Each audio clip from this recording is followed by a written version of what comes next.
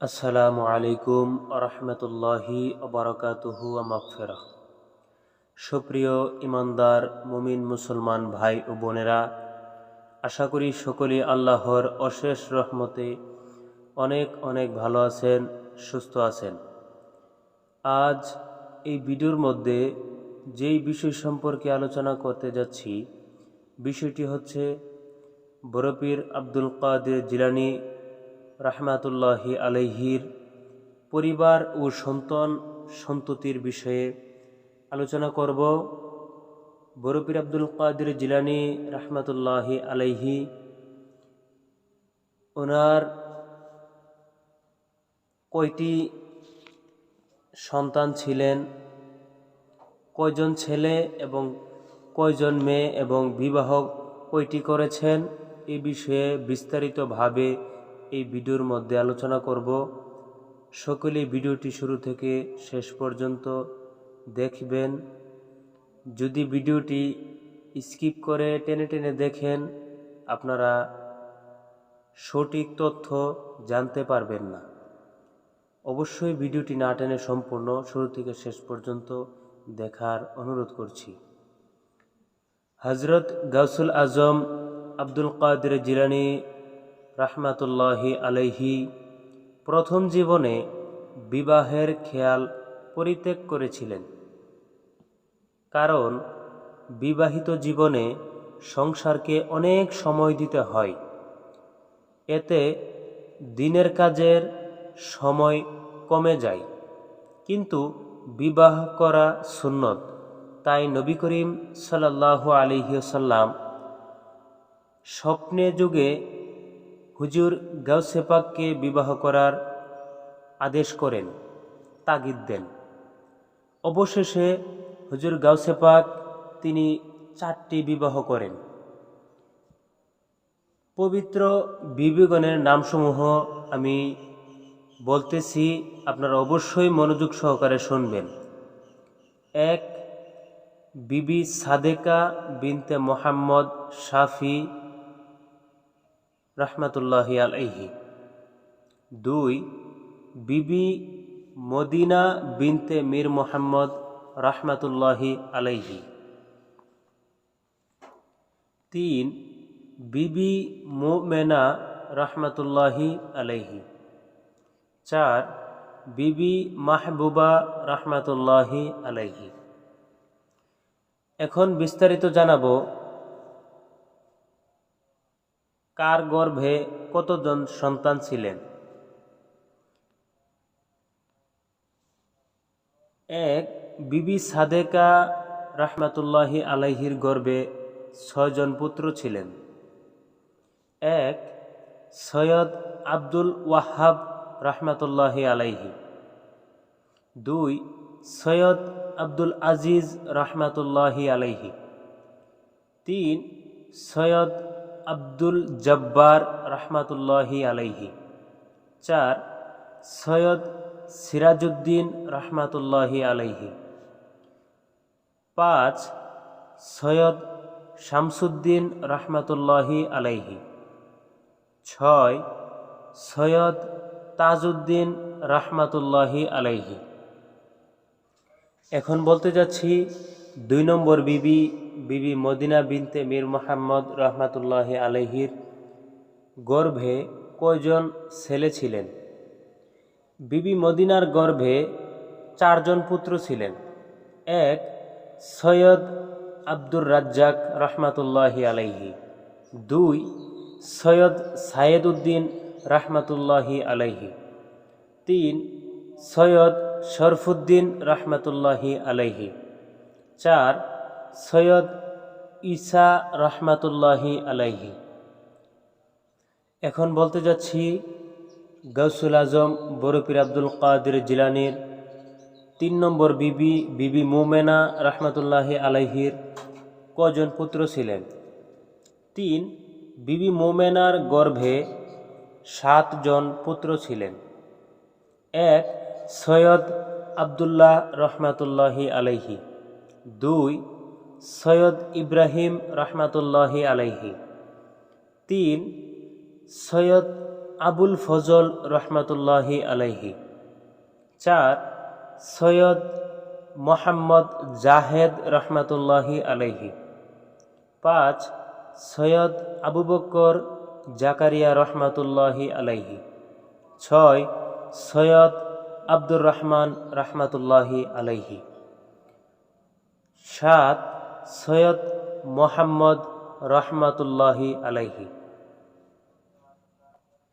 এখন বলতে যাচ্ছি গাউসে পাকের চতুর্থ বিবি বিবি মাহবুবার গর্ভে 10 পুত্র ছিলেন।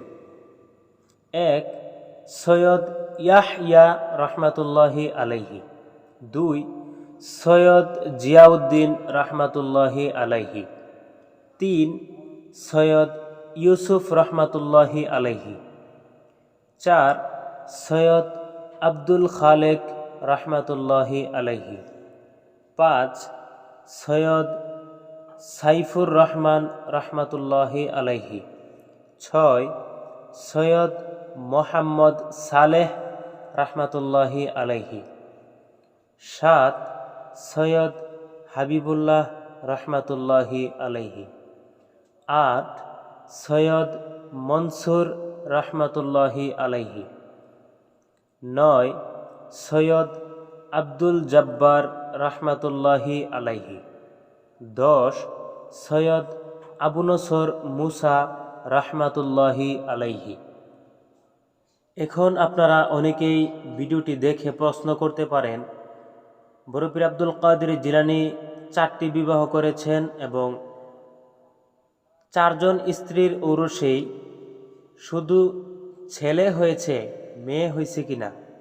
অবশ্যই 4 জন স্ত্রীর গর্ভে 22 জন কন্যার জন্ম হয়েছে। দুর্ভাগ্যবশত 22 জন কন্যার নাম সংগ্রহ করা সম্ভব হয়নি। পুত্র আওলাদগণের মধ্যে সকলেই বিদ্বান ও বুজুর্গ ছিলেন। হযরত গাউসে পাক রহমাতুল্লাহি আলাইহি নিজেই সকলের জাহিরি বাতিনি শিক্ষার ভার গ্রহণ করেছিলেন। হযরত বড় পীর সাহেবের পুণ্যবান পুত্রগণের কেউ কেউ বাগদাদ শরীফে এবং কেউ কেউ বাগদাদ শরীফের বাইরে অন্যত্র বসবাস করেছেন। এভাবে কালক্রমে ভারত উপমহাদেশেও তার অধীনস্থ আওলাদগণ তাশরিফ এনে স্থায়ীভাবে বসতি স্থাপন করেছেন। 1766 খ্রিস্টাব্দে গাউসে পাকের ষোড়শতম বংশধর সৈয়দ শাহ জাকের আলী জিলানী রহমাতুল্লাহি আলাইহি প্রথমে ভারতের বর্ধমান জেলার মঙ্গলকোটে বসতি স্থাপন করেন। এই বংশেরই শাহ সৈয়দ রৌশন আলী আল কাদেরি আল জিলি রহমাতুল্লাহি আলাইহি পূর্ণিয়ায় গিয়ে বসতি স্থাপন করেন। উপরোক্ত বংশেরই জামাতা সৈয়দ শাহ তুফাইল আলী আল কাদেরি রহমাতুল্লাহি আলাইহি মেদিনীপুরে বসতি স্থাপন করেন। সৈয়দ তুফাইল আলী রহমাতুল্লাহি আলাইহি এর বংশধর ও নাতি হযরত সৈয়দ শাহ মুর্শেদ আলী আল কাদেরি আলী রহমাতুল্লাহি আলাইহি। নাতি হযরত সৈয়দ শাহ মুর্শেদ আলী আল কাদেরি আল জিলি আল বাগদাদি রহমাতুল্লাহি আলাইহি কলকাতার তালতলায় খানকায়ে কাদেরিয়া স্থাপন করেন। এই খানদানের অসংখ্য মুরিদ মোতাবেক বাংলা, বিহার, আসাম তথা সমগ্র ভারতে গাউসে পাকের তরিকায়ে কাদেরিয়া প্রচার ও প্রসার করে চলেছেন। হযরত গাউসে পাকের আর এক খানদান আফগানিস্তান হয়ে পেশওয়ারের হাজারা জেলার সিরিকুট শরীফে এসে বসতি স্থাপন করেছেন এবং শরীয়ত ও তরিকত প্রচারে অমূল্য অবদান রেখেছেন। এই খানদানের হযরতুল আল্লামা শাহ সৈয়দ আহমদ সিরিকুটি রহমাতুল্লাহি আলাইহি বার্মা, বাংলা, হিন্দুস্তান, পাকিস্তান, আরব ও আফ্রিকা মহাদেশে তরিকা-ই কাদেরিয়া প্রচার করেছেন। চট্টগ্রামে দ্বীনি সুন্নি প্রতিষ্ঠান জামিয়া আহমদিয়া সুন্নিয়া আলিয়া মাদ্রাসা প্রতিষ্ঠা করে সুন্নি সংস্কারমূলক কাজের গোড়াপত্তন করেছেন। তার সাহেবজাদা আমার পীর ও মুর্শেদ গাউসে জামান হজরতুল আল্লামা সৈয়দ হাফেজ মোহাম্মদ তৈয়ব শাহ রহমাতুল্লাহি আলাইহি ঢাকার মোহাম্মদপুরে কাদেরিয়া তৈয়বিয়া আলিয়া মাদ্রাসা প্রতিষ্ঠা করে সুন্নিয়তের দুর্গ গড়ে তুলেছেন এবং পবিত্র ঈদে মিলাদুন্নবী সাল্লাল্লাহু আলাইহি সাল্লাম উপলক্ষে প্রতিষ্ঠা করে সুন্নিয়তের দুর্গ গড়ে তুলেছেন। পবিত্র ঈদে মিলাদুন্নবী সাল্লাল্লাহু আলাইহি সাল্লাম উপলক্ষে অতীত যুগের হারানো সুন্নত জশ্নে জুলুসে ঈদে মিলাদুন্নবী সাল্লাল্লাহু আলাইহি সাল্লাম পুনরায় চালু করে তাজদিদি ও সংস্কারমূলক কাজের সূচনা করেছেন, যার বরকতে আজ বাংলাদেশের সর্বত্র পবিত্র জশ্নে জুলুসে ঈদে মিলাদুন্নবী পালন হয়। যার বরকতে আজ বাংলাদেশের সর্বত্র পবিত্র জশ্নে জুলুসে ঈদে মিলাদুন্নবী সাল্লাল্লাহু আলাইহি ওয়াসাল্লাম চালু হয়েছে এবং দিন দিন সুন্নিয়তের ভিত্তি মজবুত থেকে মজবুততর হতে চলছে। গাউসে পাকের মেদিনীপুর খানদান ও সিরিকুট শরীফ খানদান সুন্নিয়ত প্রচারে এবং গাউসে পাকের কাদেরিয়া তরিকা প্রচারে অনন্য ভূমিকা পালন করে যাচ্ছে। আল্লাহ তাদের ফুজুজাত ও বারাকাত সকলকে নসিব করুন, আমিন। গাউসে পাকের খানদান ছাড়াও অসংখ্য সুন্নি মতাদর্শের পীর মাশায়েখগণ পাকিস্তান, হিন্দুস্তান ও বাংলাদেশে কাদেরিয়া তরিকা প্রচারে নিয়োজিত রয়েছেন।